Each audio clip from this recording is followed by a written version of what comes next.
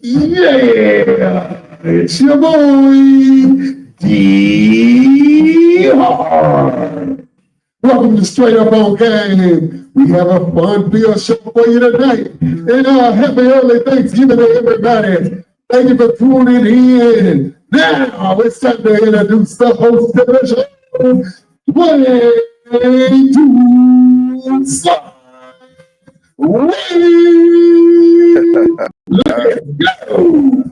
What's going on, y'all? Man, as you can see, we're in our relaxed gear today. But before I get started, I'm going to introduce our other co-host, man, no other than Mr. Bryan Welch. What's up, Bryan? Yeah. That's right. Happy Thanksgiving, everybody, or happy early Thanksgiving, everybody. It's going to be a fun show, everybody. It's going to be fun. It's going to be a fun one. We're going to have great guests on the line. Man, it's been a rough week, man. I lost someone dear to me, like a mother to me yesterday, well, on Friday, my aunt, Merlin Brock, man. So, prayers out to my family and condolences. It's been a rough one, but you know what? We are alive, and we're going to keep it going in honor of her and my family. And, yeah, man, it's going to be a good one. It's going to be a good one. Hey, before we start, man, let's get straight to it. Let's talk some Bulldog football, man, and then we'll get into the rest of our show. What's going on, Bryan? You know what? Hey, the Bulldogs are 6-5 overall in this 2024 season. They are bowl eligible. Great victory against Colorado State on Senior Night 2024 at Valley Children's Stadium. A 28-22 victory. Bryson Donaldson having a great game for the Bulldogs as the running back. I mean, Bryson Donaldson is going to be a very special running back later in his Fresno State career. But you know what? You got that victory. A win's a win, but I'm still worried about that offense, Dwayne, especially late in the game when the Bulldogs had the opportunity to go for the jugular against Colorado State, but they weren't able to capitalize. Does the offense kind of make you afraid of what might happen this week in UCLA? Oh, man. Well, first of all, Donaldson, man, I've seen some great spurts. He has a long career left, but shows some great promise and some great, clips as I've seen. Pretty explosive. It's too early to tell right now. I know he's a baller. There's a lot to go, to get through, but I know he's definitely going to be a bright spot in the Bulldogs' upcoming game against UCLA.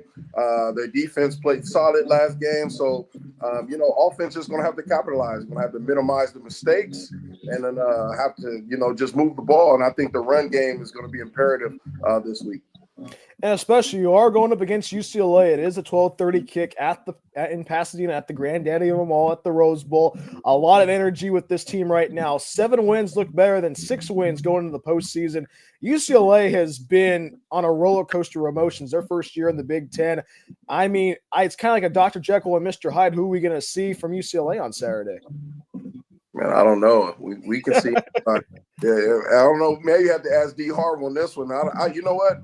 I do know that this rivalry goes back. I believe this is the 4th showing. And I know when I was at Fresno State, we beat UCLA in a bowl game in San Jose. And it was a muddy, rainy day. And they had a really good team, and I believe Tyrone Willingham, I believe that was their head coach there.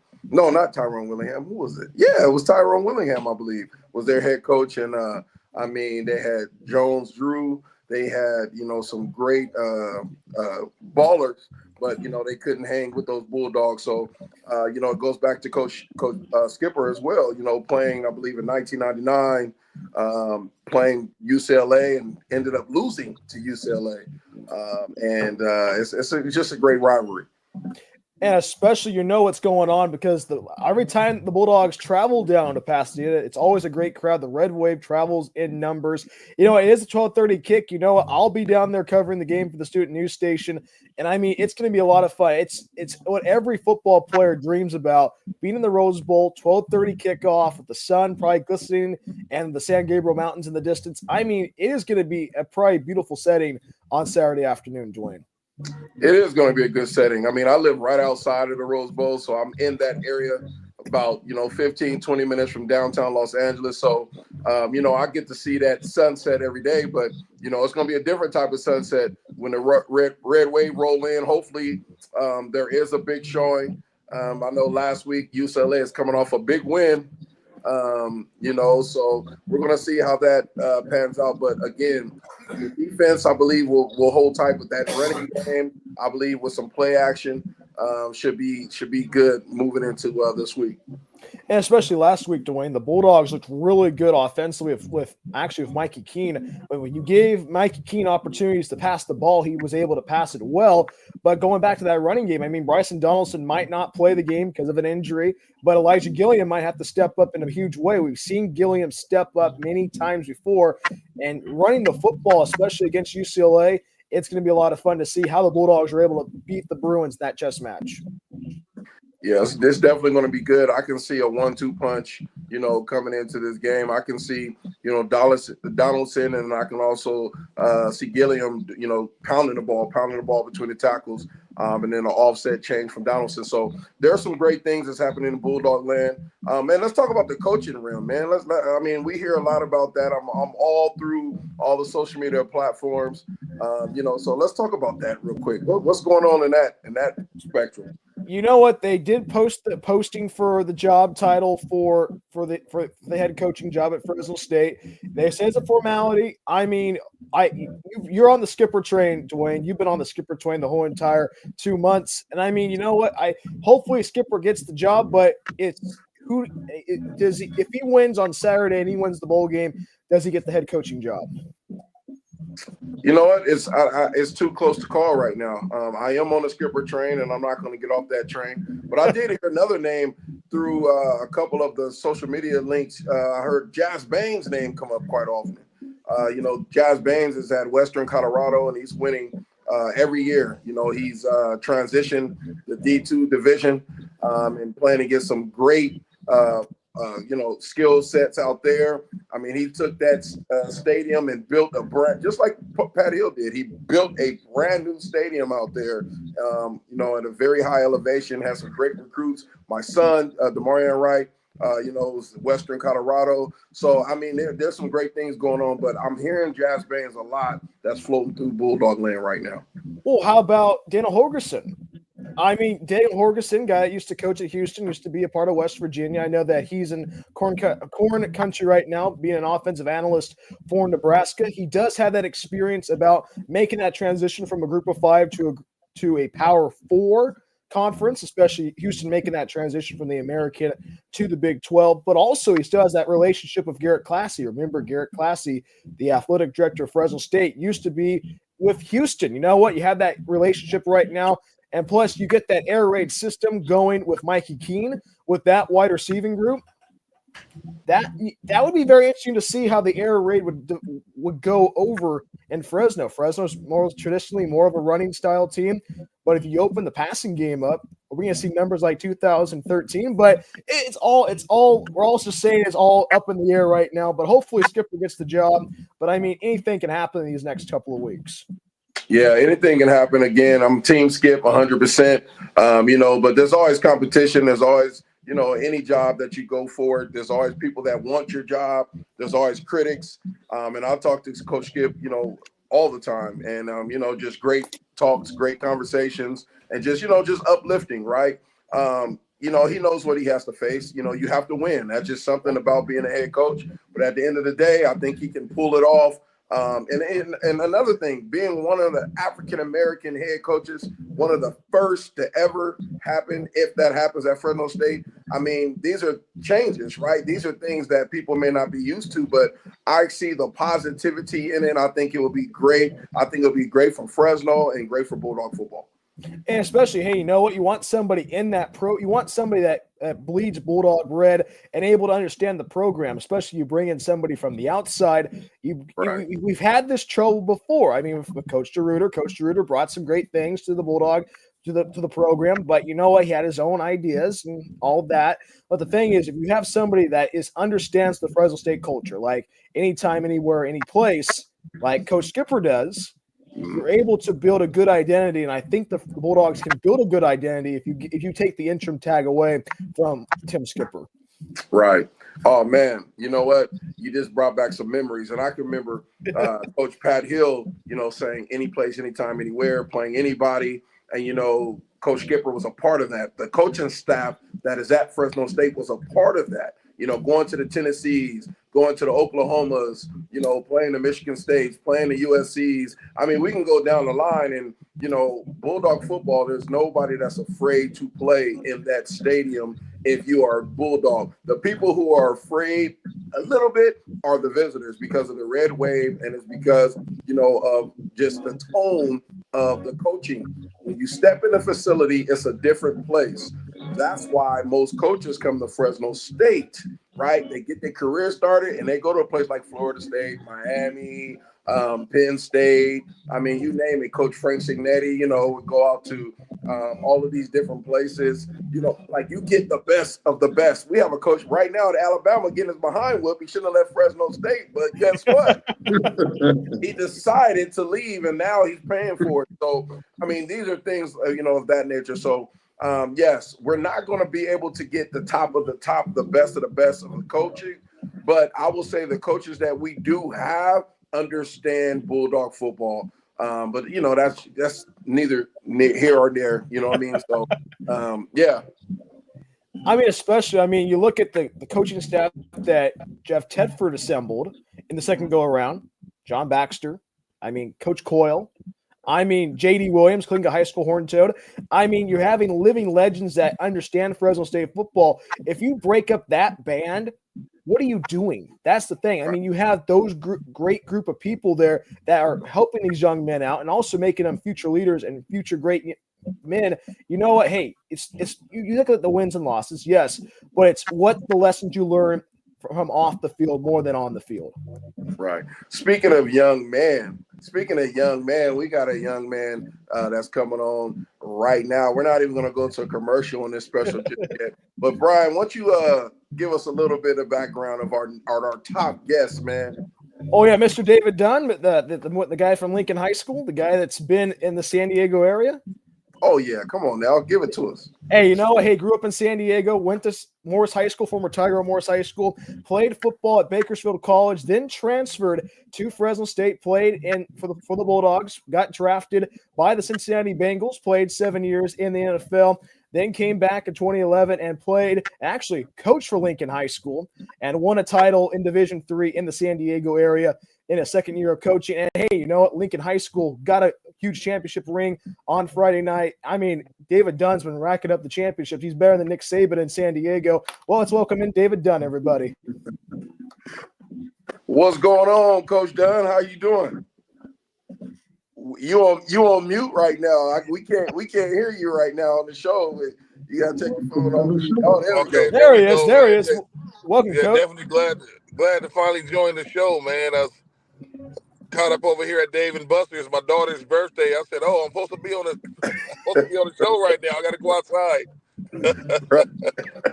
Man, hey, you know what? You always been a good dad. You've been a good father. You've been a good mentor. And I remember you hiring me as fresh off the league, man, coming in there and coaching at Lincoln. I didn't even know what I was doing until probably the second game. But you've always been that great leader. And tell us about like your journey. Coach after the NFL, coaching at Lincoln. How's it been, man? Oh man, it's definitely been a great experience. You know how it is, man. You come from the NFL, you kind of still trying to figure out, what you want to do with your time and what you want to do with your life. Right now, at that time, and it's it could be for a lot of us former players, it could be a dark place, man. And just being around football and being around kids and being able to teach them the game properly and show them how to become better young men and make better choices, avoid the mistakes that we made. Just finding a way to not force it on them, but to show them, from the way that we see it and the way that we lived it. It's been just a great journey, man. I find out something new every year. I learn something new every year, and it just keeps me going. Man, well, look, Coach, all I'm going to say is this, man, those championships. We talk about the past of Lincoln High School having the most NFL players at one point for multiple years, over 25, 30 years. And we have that, stoppage of the school being built and new coaches coming in, changing the colors, all that stuff, the tradition is going. How have you been able to manage all of that, man? Because I know it's a lot. It's a lot of things, responsibilities. Yeah, it's definitely a lot of responsibility.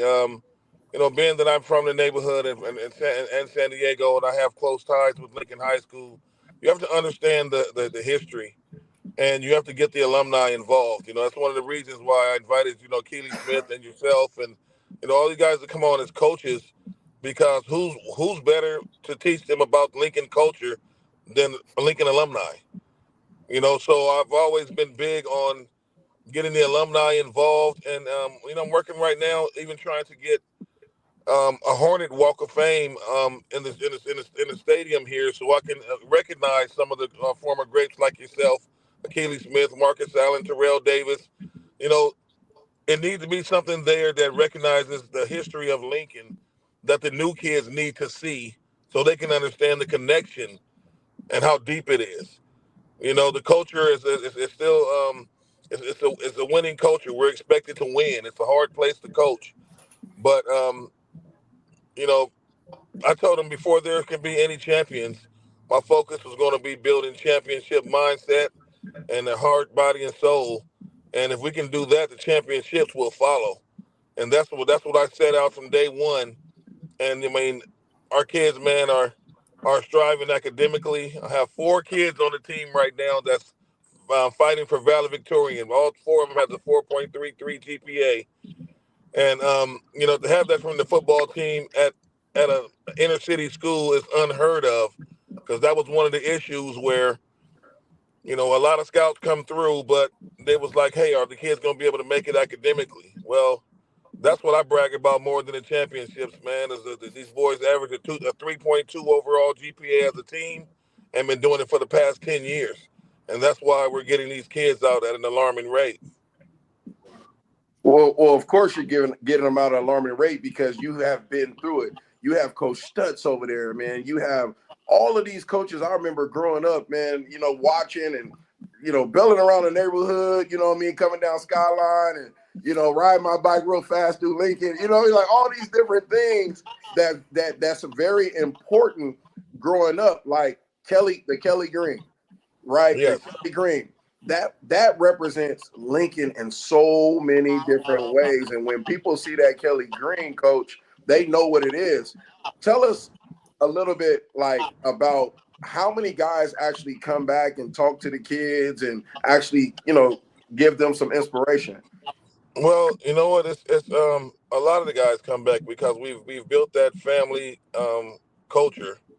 Everybody knows that they're a part of it. And it's never about me as a head coach or as a leader or individual. It's about the team and about the community. And every kid on the team feels that.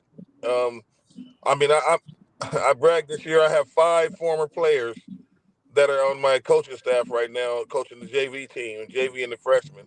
Tyree Robinson, who played at Oregon, also had a stint with the 49ers and the Dallas Cowboys. He's my JV head coach, and he's doing an excellent job. My son, Dalen Dunn, who graduated from Jackson State, played under Dion. He's back coaching here with me. And then I have, Kevin Banks, who went on to UC Davis. He didn't play any ball, but he got in academically with a 3.7 GPA and got his degree there. And Teray Kirkland, who was he didn't play either at San Diego State, but he was a great player for me. But he was a 4.0 student all the way through high school, and he's got his degree. So these guys are back ages, 24 to 27, 24 to 28 with their degrees. They're doing well. They're raising their families and they're giving back to their community. And I'm like, what more can you ask for? What better example than them seeing their peers come back and teach them in a positive way and show them exactly how we grind. You have to understand the grind of Lincoln football and how we have to overcome obstacles all the time, but just make it the norm. Mm-hmm. Mm-hmm. Yeah, coach.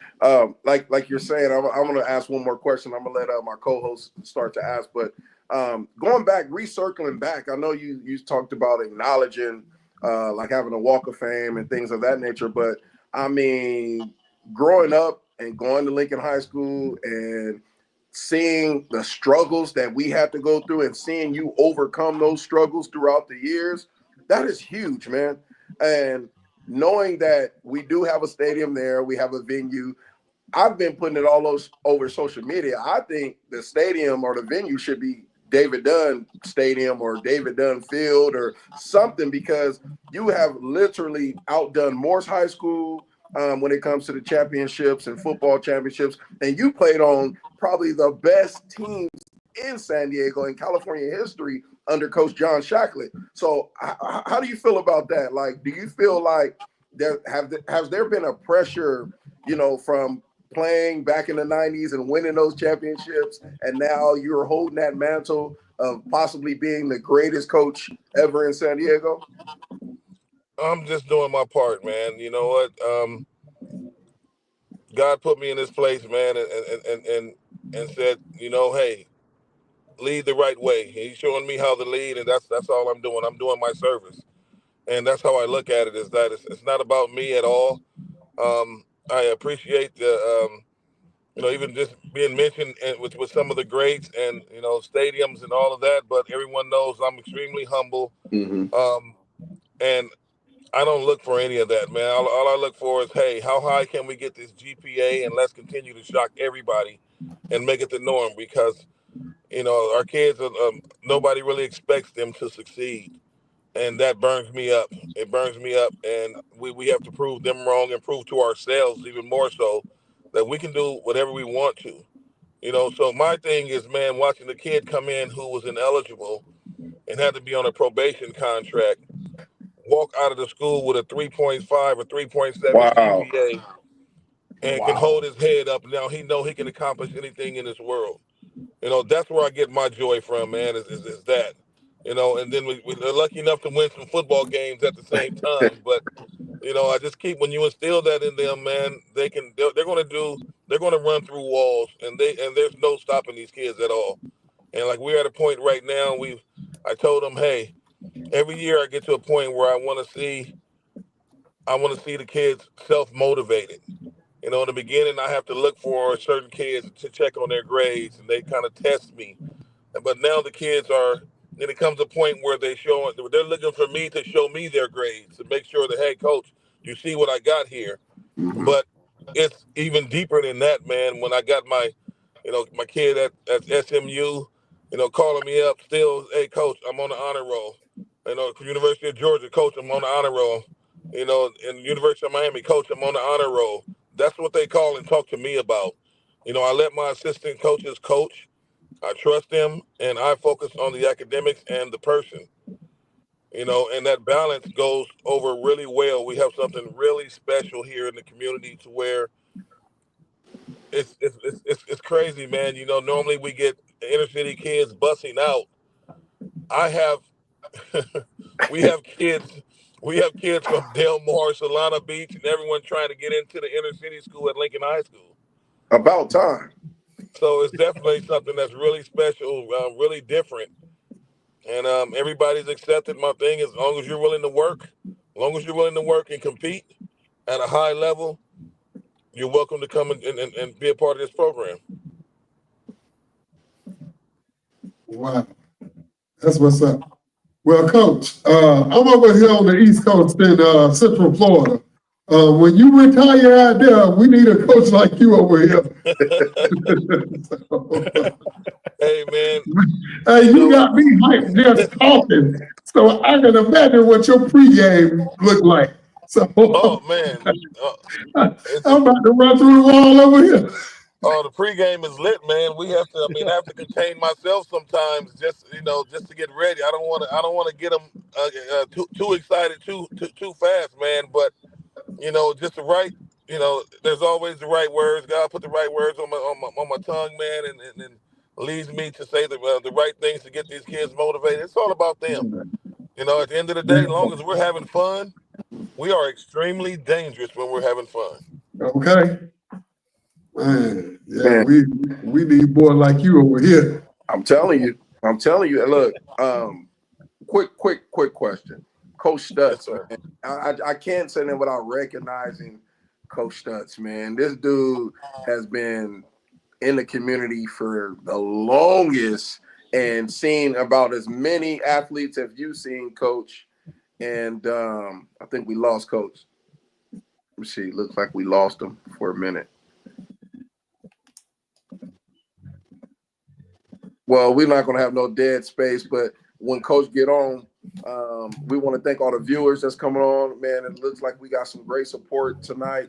Yes, We had some technical difficulties earlier, but we are rolling. We are doing a great job making sure, we finally hit the market of talking JUCO high school ball, keeping it local, keeping it in our communities. Hey, how about that Kalinga game, man? Oh my word. What a game last week. You know what? The first time the Horned Toads have made it to the Valley Championship game in like over 30 years, and they're playing Shafter High School on Friday night. But hey, you know what? It was a good victory against Roosevelt High School. The Horned Toads offense looks really good, especially with senior quarterback Noah Tazi, as well as senior Dylan Teixeira. This is a senior-heavy squad for Kalinga High School. You know what? There's going to be a lot of seniors leaving this program, but you know what? It can cap off the season with a ring in Shafter, two South Sequoia League showdown teammates way back in the day, ready to clash in Kern County. I know a lot of people are very excited about it. You know what, Dwayne? They're going to have a Rooters bus. Students will come. They'll be leaving from Kalinga to Shafter on Friday. You know, hey, I talked about. I was on the call for the game on Friday night, and I said, hey, you know what? Do some shopping in Bakersfield for Black Friday, and then head up north to see the Shafter Kalinga game, because you know what? You don't normally see a Valley Championship game, especially for football in Kalinga. We've been very fortunate to see two Valley Championship games this season, especially with boys basketball in Fresno, as they beat Mendota High School, and then with Valley Championship game for football here in Shafter on Friday. You know what? You got to enjoy the Valley Championships when they come, especially for Kalinga. Man, that's going to be a good game. You know, it's going to be cold. But I know it's going to be a good one. I was excited when I seen the Horned Toads beat Roosevelt. They have a great young coach over there. Man, when it came to the last seconds of the game, I seen a lot of the younger players congratulating, even the older gentlemen at Kalinga, and I also seen them congratulate, the Roosevelt players as well, just having a hard season. And, that's what it takes, man. You know, when you have those championship rides, I mean, like D. Harv know in basketball, man, it's a long season. You have injuries, you have all of these different things that take place. You know, it takes a very special head coach and staff to really deal with, the season and grades, things of that nature. So, it's gonna be interesting. And one thing I do want to see is Lincoln High play Florida team. I know hopefully we can get that going. Ask Coach Dunn if he gets back on, but I really want to see that happen. And I know that the Hornets will put it on the team in Florida. Did I wake you up? D. Hard? Oh boy. He fixed his glasses like Santa Claus. Look like hey, he kind of look like Ricky Smiley right there, man. When you did that, man, do that pose again, man.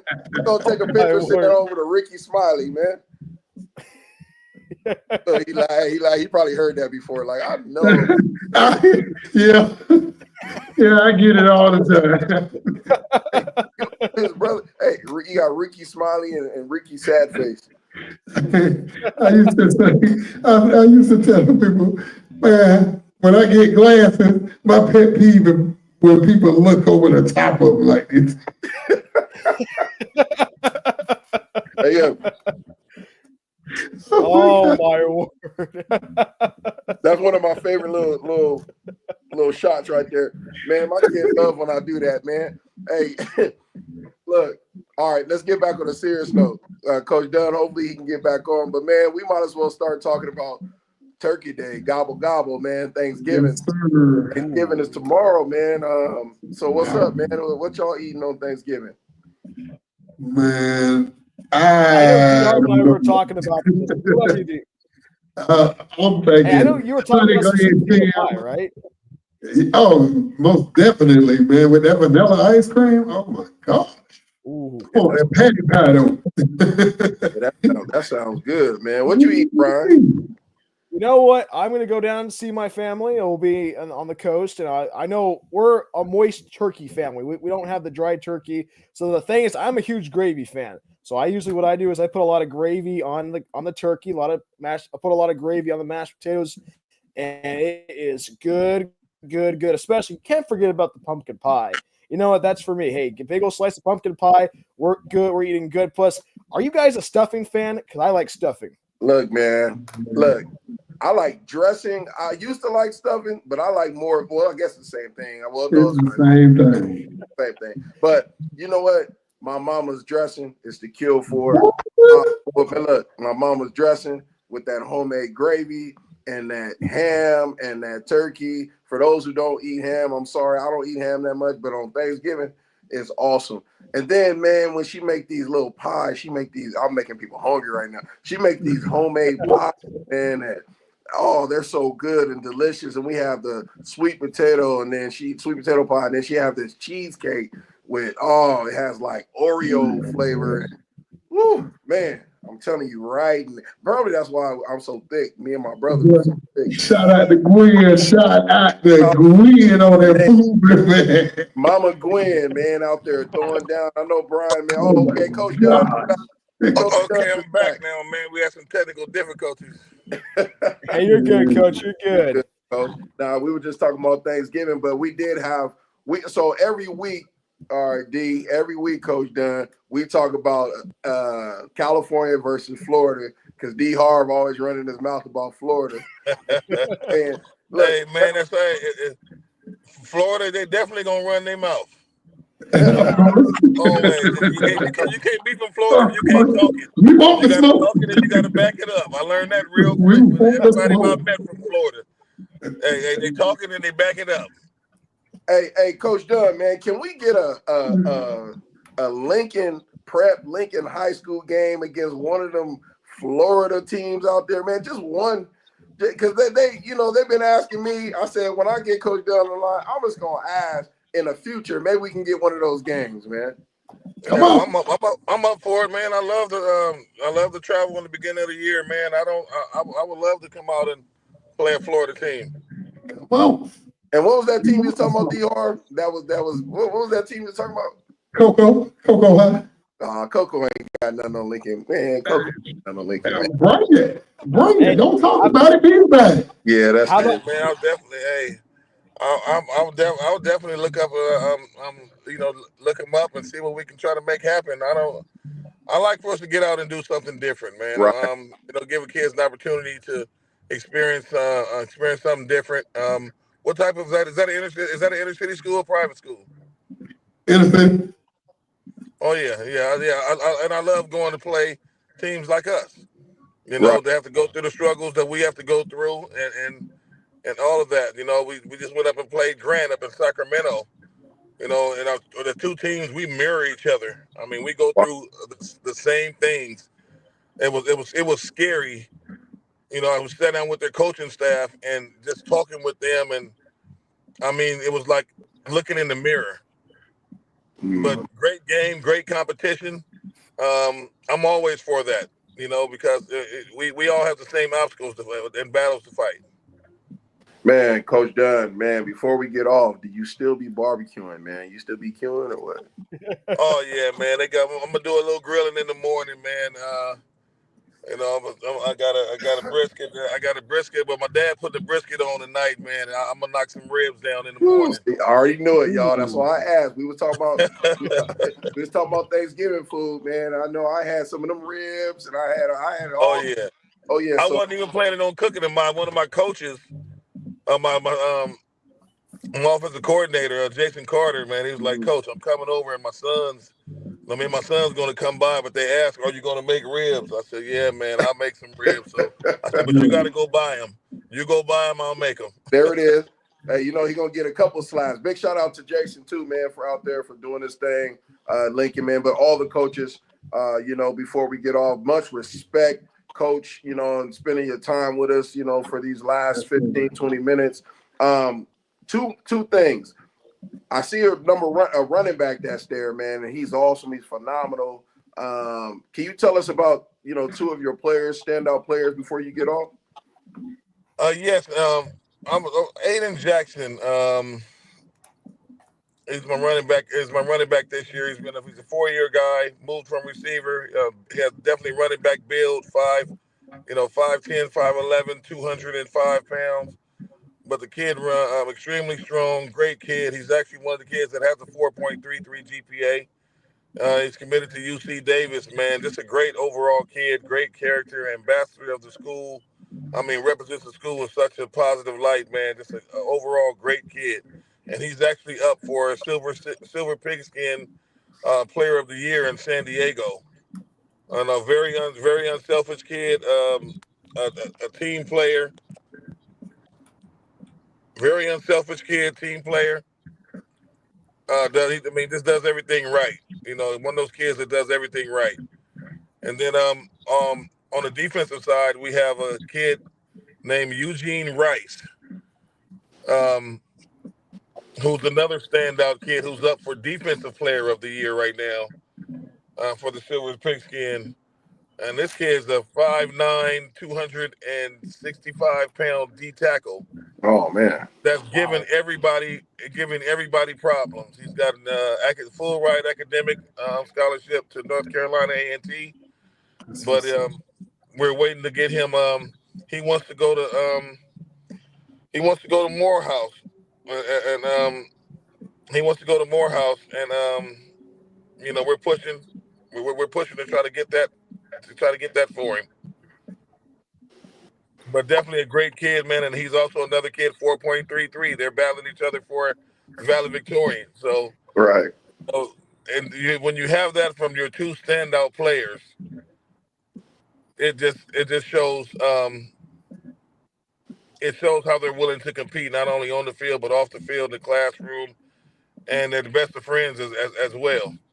Then you also have Akili Smith Jr. here, the big 6'5" quarterback commit, Oregon commit. Who's also doing extremely well. He was he's at a 3.9 overall GPA, and he's doing extremely well. He'll be an early grad enrolling in Oregon in January. Wow, this is awesome compared to when I went to Lincoln, where it was most of us getting 1.9 and 2.1. Hey, me too, man. That's why I'm on him so much about it. I told him, I said, man, I had a 0.83 for 2 years. Right. I said, I don't know what I was doing, but I know what I wasn't doing. Right. And I wasn't taking care of my business. And I told the kids, for me only to play my senior year in high school and be able to still, go to the lengths that I went. I went through every stepping stone. Mm-hmm. I had to go the JC route, and prove myself, that this is what I wanted. And then going on to Fresno, and then getting drafted and staying in the league for 7 years. I went through every walk, and I had to understand how to become a student athlete. So I embrace all the kids. I take them for how you come in. Let's figure out the best way to make it work for you. And when you challenge yourself to do better academically as well as athletically, then it's you against you. Yeah. And that's what I'm trying to get these kids to understand. You're the only one who can stop you. That's right. That's right. Wow. Well, Coach, thank you so much for being on tonight. Stranger to my shows and what we do in our show, man. So you're invited anytime. I know at the end of the year we're going to do a whole coaches segment where we're going to have college coaches, JUCO coaches, high school coaches, and we're going to just have a good time and talk football, recruiting, and the portal. We definitely want to have you back for that. Oh man, I would love to be back, man. I'm also Team Skip, man. Fresno Bulldogs, man. Skip, we have great conversations, great talks. He wants to build, and he wants to build the right way, and he has my full support. Mine too. Let's do it. Let's make sure Skip is the head coach, the first Black African American coach at Fresno State. So yes, indeed. Great. All right, Coach, peace out, man. Good luck this week. We be praying. Hopefully, I'll be able to make it. Hopefully, with my busy schedule. But if not, I will definitely be watching. Okay, well, let me know, man. I got a sideline pass for you. We can hang out. Yes, sir. All right, Yes, now. indeed. All right. All right. Thank you, All guys. right. Peace. Thank you. Yes, Thank sir. you. Fellas, what a great, just a great person, man, Coach Dunn is. Yeah. I mean, to face adversity, go JUCO, come out of Morris High School, Southeast Echo, there's a lot going on. He's able to help them young men and young women, actually pursue their dreams, man. It's hard being a head coach. I've been there for a while, and to take on such a tradition, whew, man. Well, It's hard to be a head coach at the YMCA. Right. Well, I mean, the most important thing that he said right there, guys, all of his players having a 4.0. I mean, 4 players fighting for the valedictorian. I mean, that is tough. But I mean, it's kind of cool to see Lincoln High School be like an Ivy League school, Right. but in high school. I mean, it's really tough being a student athlete. You know what? If you have 4 players that are fighting for the valedictorian spot that are on the football team, hats off to them. Really impressive performance what they're doing in San Diego. Really good stuff. Lincoln High School is probably one of the favorite schools. I'm probably one of the best high schools in San Diego, not because of the athletics, but because of what they're doing in the classroom. Really good stuff. Right. Yeah, that's powerful.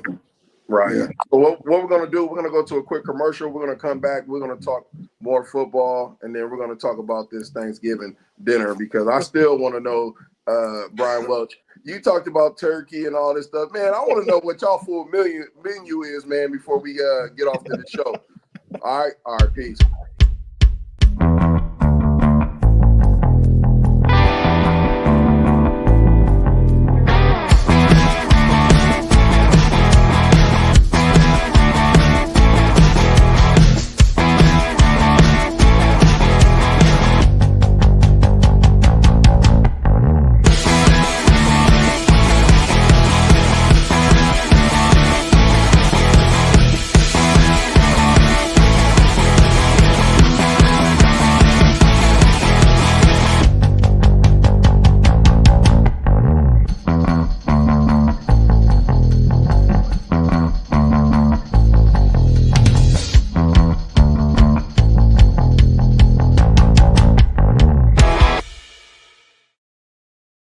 Pacific. Yo, Yeah. What's going on? back. Hey, man, to all the viewers, y'all, all the viewers, and we appreciate all the viewers out there that's tuned in. We just got off with head coach Lincoln High School, San Diego Hornets, David Dunn, ex-NFL, Fresno State, Bakersfield, JUCO legend. We had a great time with him, and he talked highly of his players academically, things of that nature. And we wanted to come back and talk a little bit some turkey tomorrow. We want to know what y'all eating, man. Hit us up, man. Go ahead and send a message. Send it through a live message so we can let everybody know what you're eating and what you're cooking. Bryan Welch, man, you talked about turkey, and you said you had a moist turkey. That sounds pretty good, man. It is pretty good, especially I like the turkey. You know what? I like it after Thanksgiving. Like we get like a sandwich with the cranberry and the stuffing and the turkey. I know it's after Thanksgiving, but a moist turkey. I know green bean casserole I'm making the green bean casserole for tomorrow. So that's going to be good. And then are you guys a big Brussels sprouts fan? Because usually Brussels sprouts. Yes, sir. Brussels sprouts are pretty good. It will be on the Welch Thanksgiving menu. And then, hey, you know what? Especially for me, I'm a big sweet tea guy. I like drinking sweet tea because it helps out with the throat and all that. And for me, because my cousins make really good sweet tea. So I'm going to have that. We're going to have a lot of sweet tea tomorrow. And then for dessert, pumpkin pie. And you know what? I really think I'm going to probably some apple pie, probably a whole little a la mode all together with some ice, with some vanilla ice cream. And it's going to be good. Hey, see what the Cowboys will do tomorrow. That'll be interesting. that little laugh. You see that little laugh he made at the end, like Cowboys. Yeah, they are good for me. Cowboys are dope. They're a joke. I think the highlight of the whole game is when after the game and the winners eat the turkey, that nasty turkey that's probably been sitting out already. They bite the turkey. But look, we talking about Cowboys. We're gonna get back to the Thanksgiving, but we're talking about Dak Prescott, man. What I don't know, man. You think he's done, or he's gonna come back, or they're gonna? I hope he's done. He ain't done nothing. Ooh, that's a crucial right there, man. I mean, you look at he tore down his mansion to rebuild his mansion. So it's Yeah. like you don't know what he's going to do, and then you have the ACL, and you have Cooper Rush, and I mean, you know what? There was some stuff talking about this week over on social media talking about, hey, you know what? The Cowboys can do the funniest thing ever, and they can sign Daniel Jones and have him play on Thursday against the Giants. You know, that has not happened yet, but hey, you know what? You got to write out the season. I don't know. I think the hot seat's getting kind of interesting for Mike McCarthy. You know what I mean? You're not producing well. You have injuries. Deron Bland is still MIA for the Cowboys. I mean, former Fresno State Bulldog guy that led the NFL interceptions last year for the Cowboys. And I mean, you know what? It's getting bad in D-Town, my friends. It's getting bad. It's crazy, man. It's crazy over there. Hey, We need to get rid of McCarthy, Jerry Jones, Yeah. Man, I was talking to my homeboy the other day. I was like, man, if Michael Sam's when he came out, he would have been great, bro.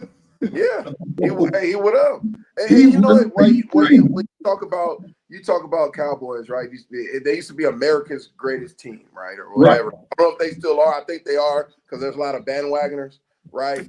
But my thing is, if they're America's greatest team, why don't they do what like Kansas City do, right? They go get the players that they want and they need rather than waiting and trading later in the draft and trading up. And I think that's what hurt the Cowboys. You know, right now, I think they did a good job with their defense, right? But we're talking about some of their old linemen. I mean, they have some of the veteran O-line, and now, you know, Dak hurt. You know, and that normally comes with the hurt quarterback. Now you have to start thinking about your cap. You know, there's things that you really have to bring to fruition. Like maybe we need to draft a young quarterback right now and trade. I would have got Daniel Jones, man. I probably would have fought for him over in New York. Right, but my thing is, why would you give Dak all that money? He hasn't proved nothing to the Cowboy Nation since his rookie season. Then you bring Elliott back, who ain't done nothing in 3 seasons, and you got Dalvin Cook on the practice squad. And this the next best thing to Derrick Henry? Come on, man, what you doing? It don't make sense to me. And plus, who wants to play in Dallas? I mean, seriously, I mean, like you don't know if Mike McCarthy's going to get fired at the end of the season. You don't know what's going to happen. You don't know if Jerry Jones is going to sell the team. I mean, whoever gets the team, I wish he would. Well, the thing is, I mean, like he'll probably get, you know what people are always talking about, you know, who he might sell it to, might sell it to Jeff Bezos or even Elon Musk. I mean, you know, you don't want to give it to a billionaire, but at the same time is you want to save your team. And then you have AT&T Stadium that the sky's falling literally with pieces from the roof actually falling down during the pregame between the Texans and the Cowboys. And you're like, I mean, everything's falling apart, even the stadium. Right. Wow. They were in such a rush to get all. Okay, so I remember when I was in the NFL when they were talking about that, and they was actually getting built, right? Yeah. My last year, 2011 was my last year with Pittsburgh, and I remember that stadium was literally like built, right? So after that stadium was built, I feel as if that's all there was, like paying the debt for that stadium, right? We talk about the jobs. No, we're getting deep down into NFL. It's a multi-billion-dollar nonprofit organization, and the fans pretty much pay the bills. You know what I mean? The ticket sales, the season sales, and we talk about Dalvin Cook being on the practice squad. Well, let me tell you this, D. Harv, they do that. GMs do that as like wiggle room. So when it comes to, we talked about the cap, when it comes to trades and things of that nature, people know that Dalvin Cook is on the practice squad. So what's going to happen is you're going to get rid of Dak Prescott. You're going to trade him. Or, you know, you're going to get rid. You're probably going to cut. What's the running back? Ezekiel Elliott. You think they'll cut Elliott? Man, Elliott's getting cut, man. Yeah. He ain't did nothing. He ain't did nothing since Ohio State, man. I'm sorry. He ain't impressed me not once. And it's okay for me to say it because I'm a running back, but he has not impressed me. There are some great running backs that's out there that has been doing their thing.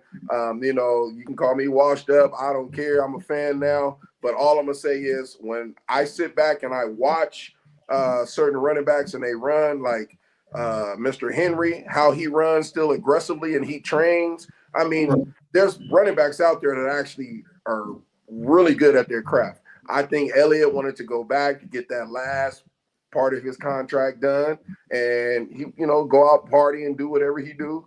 You know what I mean? But I don't think that was the right pick in the beginning. I don't think that was the right thing to do to trade him to when they did it. They should have just kept him. Right. Yeah. So anyway, how about Saquon Barkley, man? Wow.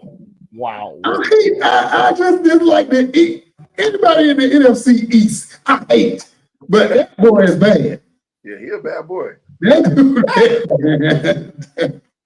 Hey, man, we should have had that clip from Coming to America. That boy bad. Hey, I'm gonna tell you right now, that dude, I don't care what they say, he's shooting up. No, when you on the street and you feeling good and you face that adversity, you got injured. I know about that. And you come back and you want to prove everybody wrong. That dude that's exactly what he's doing. He's on track to break the single season rushing record right now. Yeah, he's that guy. And especially, I mean, go ahead, DR. Go ahead. I want to see him break it. He's gonna break it. I want to see him break it. Yeah. And plus, you see, he looks a lot better in Kelly Green than Giants blue. Just saying right now, you know what I mean? Because he looks more confident. He looks more confident when he's running the ball. And especially, hey, you know what? You actually have a good quarterback and a good offensive system. Wow, stuff can actually happen. I mean, this is like Saquon Barkley when he was at Penn State. Right. I mean, he's running the ball with confidence, and when Saquon's running the ball with confidence, world, watch out because he's dangerous. You're going to have a freight train to stop him, especially late in the NFL season. You know what? The Eagles can make a playoff push if Saquon Barkley can stay healthy and he stays confident and running the football. They're going to be tough. They're going to be a tough team to beat.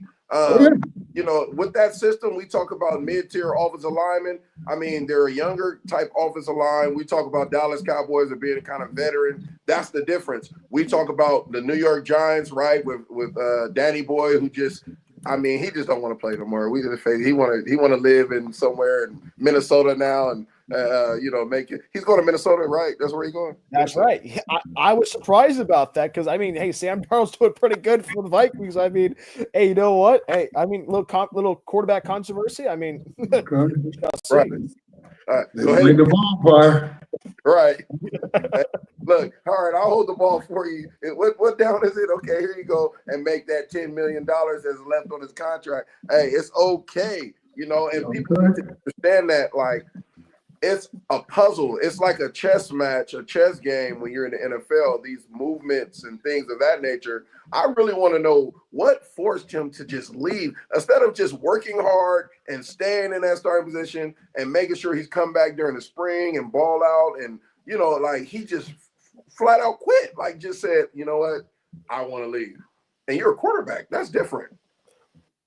Well, you know, there's two words. It's a guy named Tommy DeVito that has something to say about that. I mean, especially with the Giants. I mean, you know, Tommy DeVito took New York by storm with his agent. I mean, like looks like the Italian guy. Like, I mean, like from years past. I mean, Tommy DeVito is he's a good quarterback. He's a good quarterback, but he has the New York on his side, and everybody that loves the Giants love how DeVito is. It's his last name, DeVito. I mean, look at Daniel Jones. Jones had some good moments in New York, but hey, you know what? You got to move on to greener pastures. Hey, you know what? You kind of look at where Daniel Jones might end up. I would like to see him in the CFL. You know what? Hey, have him play. You know what? Have him play in the CFL, a little bit more competitive. Win some Grey Cups. Of course, you know what? Plus, it's more of a plus with the CFL. You're in the CFL, Dwayne, for some years. You know, it's more of a passing oriented league. You know what?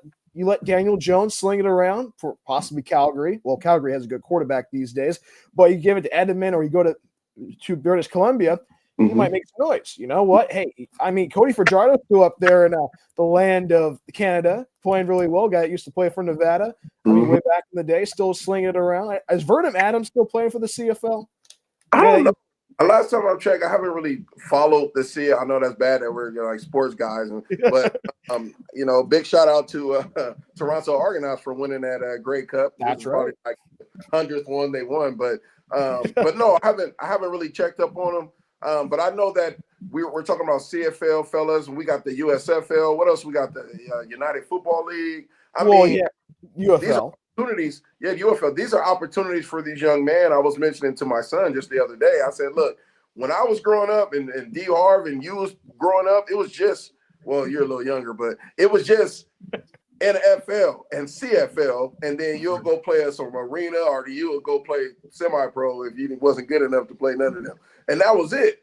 But now these kids, they're leaving. They have 4 different outlooks, you know what I mean? And they can still play in the NFL, which I think is awesome for these kids. But like Coach Dunn was saying, it starts in the classroom, in high school. So, Yeah. I don't know, man, but we'll see as time goes. But I know the whole Daniel Jones thing was just different for me. I've never seen a quarterback that got drafted and, the whole city was for him, and even when he was down, the city was for him, and then all of a sudden he just said, you know what, I want out. I mean, and then you go into a whole different team and there's a dude that's balling right now in front of you. Like, you're not about to just, make some cool, you're not about to stir anything up. I don't know, man. I don't, NFL still puzzles me, from time to time. So that's an interesting one. Well, I mean, I just thought of this right now. He should have gone to the Titans. Just saying. I mean, Will Levis has not been the most impressive quarterback for the Titans this season. You know what? You get somebody with experience in a division that you can kind of win. The Titans are usually in that conversation. I mean, you know what? I mean, they should have sent him to the Titans. Yeah. Man, on another note, we're changing from I don't know, y'all probably tired of talking about Daniel and all them, but on another note, man, we were talking about the Deion Sanders hype and how that's going over in Colorado. They just lost last week to Kansas, I believe, and we talked about that game and how it ended up. But we're still, the Heisman race is very tight right now. And then I had to really reevaluate my thought process. I thought about Gentry, right? That's his name. Yeah. And I talked about Travis Hunter. And just comparing. I've seen a meme. It had Gentry in like this sports car, shiny blue sports car, and then they had Travis Hunter in like this truck, like this Hyundai truck, and we're saying this is what we think of him, with only 9 touchdowns on offense and 3 interceptions, and then they showed, he's like Gentry 200 yards away from 2,000 yards or something like that, and they was like, there's no way to compare and contrast. I said, you really can't compare and contrast, because if you look at Colorado, they are in a harder division, right, or harder conference. They are. But if you look at Boise State, they are not a rushing team. And this gentleman came out of nowhere and put up phenomenal numbers chasing Barry Sanders. And I think he's not going to reach Barry Sanders, regular season, but he may come close, when they make it to the playoffs, right? Or bowl game. But what I'm trying to say is I have to rethink, because Travis Hunter is my guy. He's my guy. But what makes it close is the numbers, man. Like, he's not putting up a lot of receiving yards. He's playing both ways, which is not heard of these days. He's a phenomenal football player. He's all this and all that, but he also comes with a lot of good publicity too, because Deion Sanders, right? So, I mean, I had to rethink about. What do y'all think, man? I don't know. Hey, DR, I'll let you go first. I know it's your thinking. I was on the Travis train, but numbers don't lie. So, I mean, Gentry ought to win it, hands down. So, both of them phenomenal players, doing their thing. But yeah, I'm leaning over to Gentry to win the Heisman.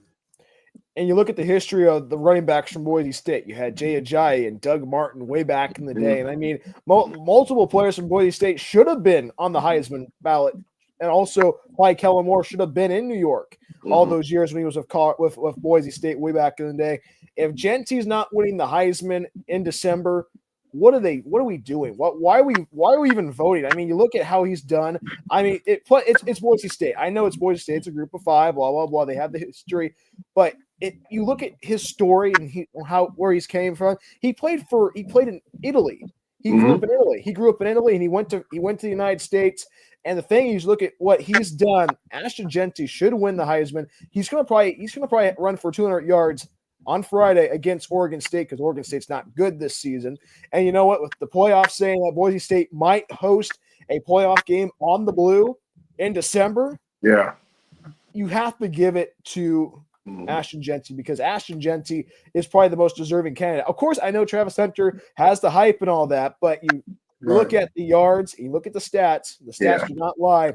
And of course, Ashton Genty would be probably. I mean, I with me being grown up as a Fresno State fan covering the Bulldogs, it'd be good to see a Heisman Trophy winner coming from the Mountain West. You know what I mean? We usually see Heisman Trophy winners in the Pac-12, the SEC, the Big Ten, but not the little conferences. You know, if Ashton Genty wins it, we'll all be happy. We'll be all happy on the West Coast. Yeah, I think that would bring a lot of recruiting, especially from East Coast, you know, especially from Northeast. You know, those are the places where you have the diamonds in the roughs.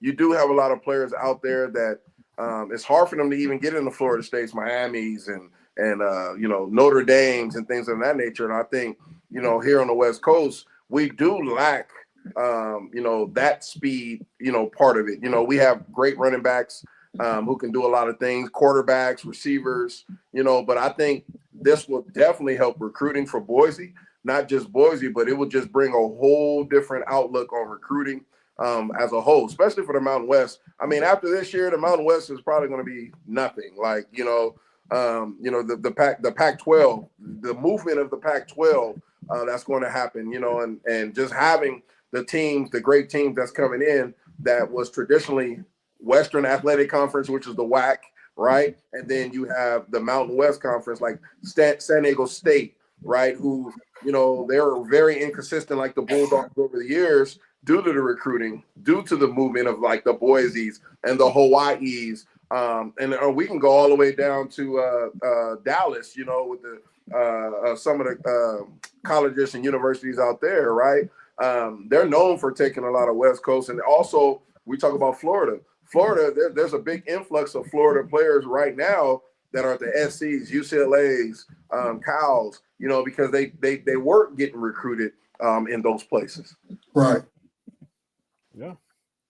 Yeah, So, that's how my nephew ended up out there in JUCO. That's right. And I mean, go ahead, Dwayne. Go ahead. No, go ahead.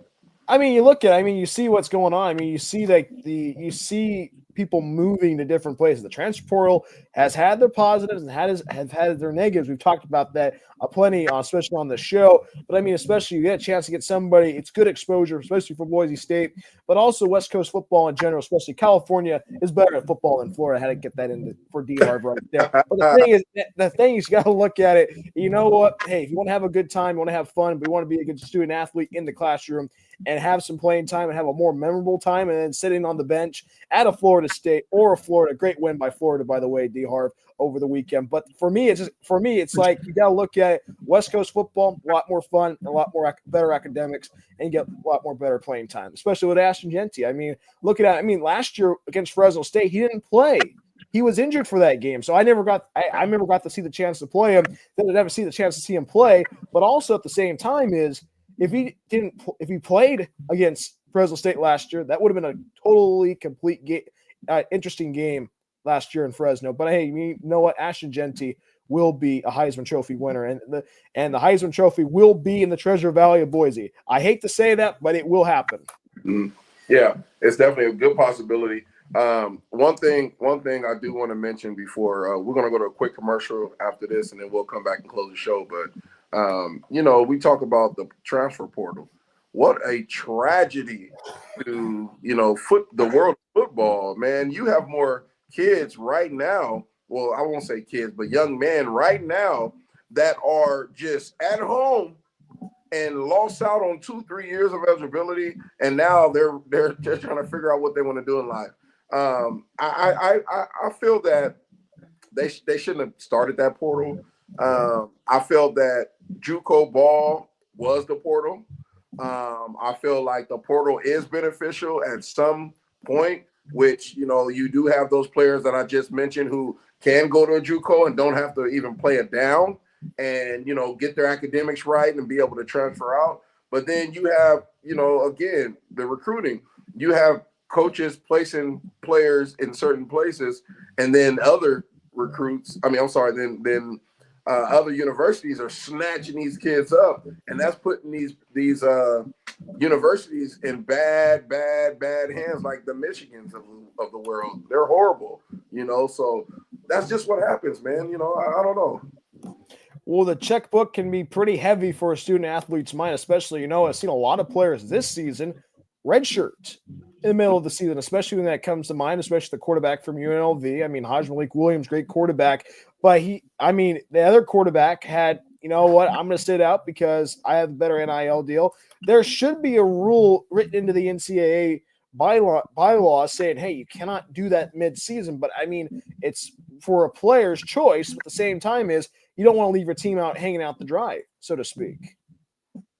D. Harv got something to say. I know. That was interesting.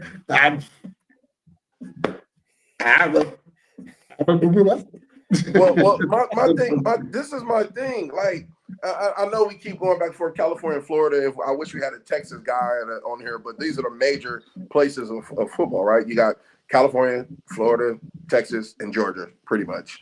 But you think about that, man. Like Florida State, Bobby Bowden. If Bobby Bowden was still alive, there is no way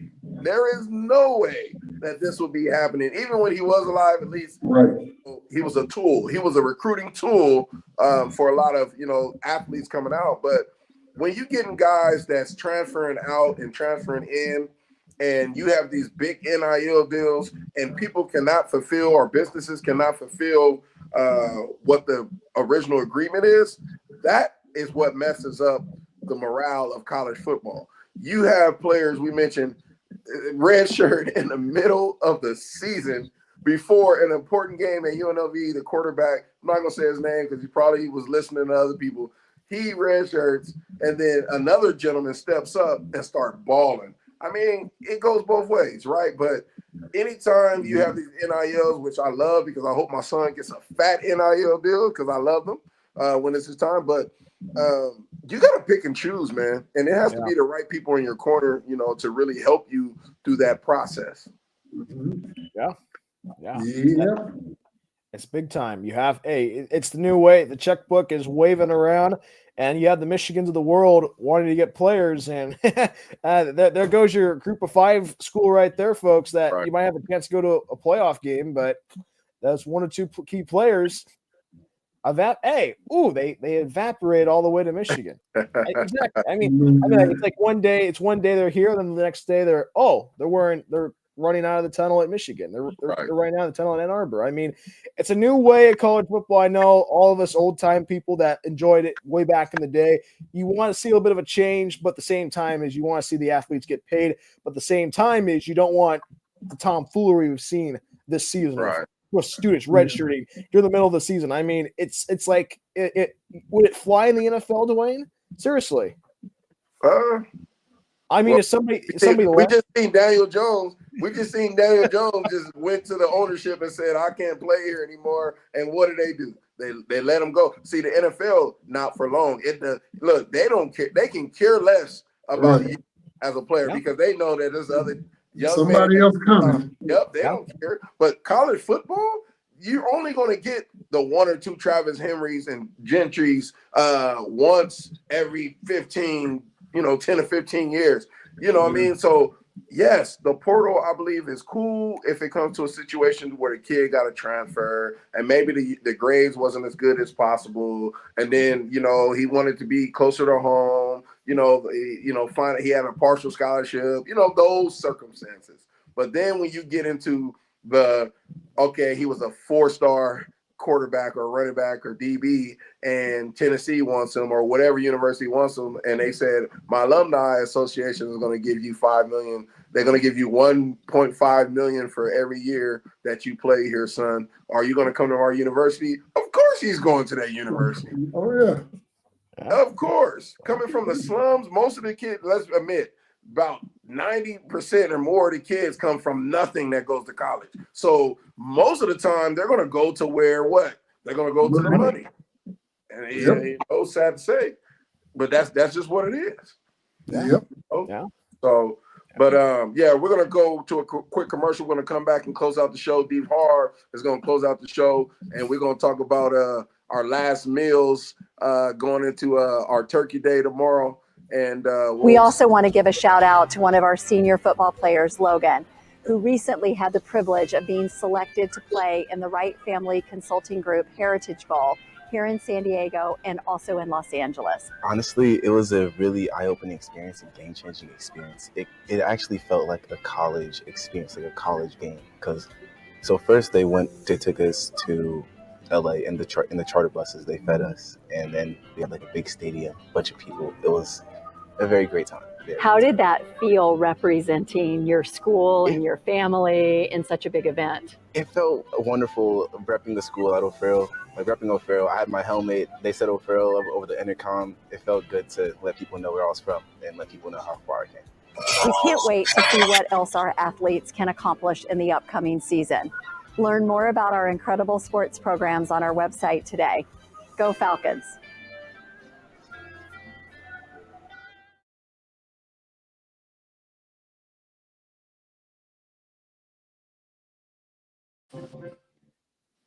We live. Yes, sir.